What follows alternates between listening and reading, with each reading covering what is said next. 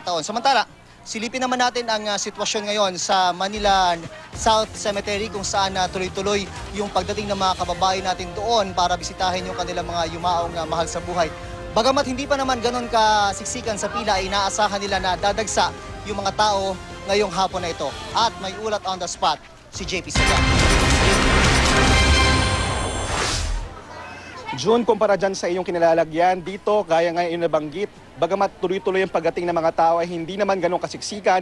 Pero kanina, June, alam mo, medyo umulan dito kaninang umaga at siguro tumagal din yun ng mga ilang minuto at muling uminit. Kaya payo ng otoridad para sa mga dadalaw po, magdala na rin ng payong at kung pwede, magdala na rin po ng bota kasi may mga ibang lugar dito na medyo maputik na.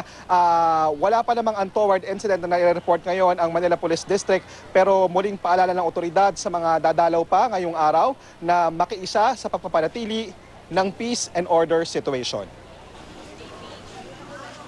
Nasa 500 hanggang 700,000 katao ang inaasahang dadalaw dito sa Manila South Cemetery ngayong Undas ayon sa pamunuan ng sementeryo. Ngayong hapon hanggang gabi inaasahan ang pagdagsa ng bulto ng mga tao.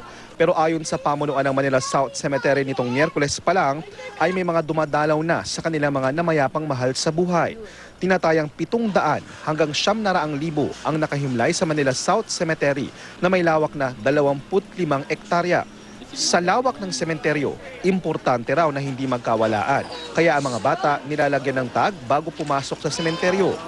Mula umaga hanggang nitong tanghali, sunod-sunod ang pagdating ng mga tao. Pero di naman ganun kasiksikan. Siniguro ng pamunuan ng sementeryo na kaya nilang tugunan ang pangangailangan ng mga dadalaw. May mga medical and first aid emergency section. May mga pwede ring tumulong para hanapin ang mga puntod. Bukod pa ito sa website na inilaan ng Manila South Cemetery. May mga wheelchairs din para sa mga mangangailangan nito at magtutulak kung walang kasama. Isa sa mga una nakagamit ng wheelchair, ang 79 na taong gulang na si Lola Nenita na namatayan ng asawa may 2 buwan na ang nakalipas. Di raw hadlang ang kanyang edad at layo ng bahay para dalawin ang kaisa-isa raw niyang minahal na kabiyak. Importante talaga dahil mabait naman siya. Yung mister, asikaso. Sarado sa daloy ng trapiko ang ilan sa mga pangunahing daan papasok na Manila South Cemetery. Kaya payo ng mga otoridad, magandang mag-carpool na lang kung maaari. Pakiusap ng pamunuan ng sementeryo sa mga dadalaw, makiisa sa pagpapanatili ng peace and order. Iwasan na po natin dalahin yung mga ipinagbabawal na namin para hindi na rin sila ma-stop doon sa paghahalongkat ng gamit nila para tuloy-tuloy yung flow nila. Bago mag-alas 9 ng umaga naman, dumating dito si DILG Secretary Melsen Sarmiento para mag-inspeksyon at kinonsultan niya ang mga pulis tungkol sa planong pagbili ng vest at helmet para sa kanilang pagpapatrolya. Kanina, mismong City Hall na rin ang nag-utos na takpan ang mga mukha ng politikos sa mga government vehicles.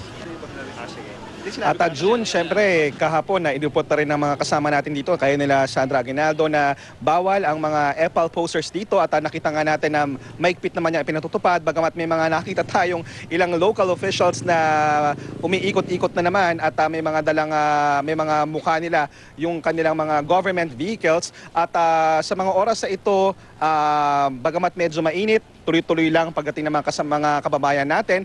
Mamayang 3 or 4 p.m. hanggang alas 7 ng gabi, inaasang mas darami pa ang mga kababayan natin pupunta rito at inaasang pamorningan na nga ang pagpapanatili nila dito. Kaya muling panawagan po sa ating mga kababayan, dali na lang po yung mga, wag na po magdala rather na mga ipinagbabawal na gamit at wag pong iinom at para mas matiyak na maging maayos at peaceful at solemn ang ating paggunita ng Undas. At yan muna ang latest mula rito sa Manila South Cemetery. Balik muna sa inyo, June.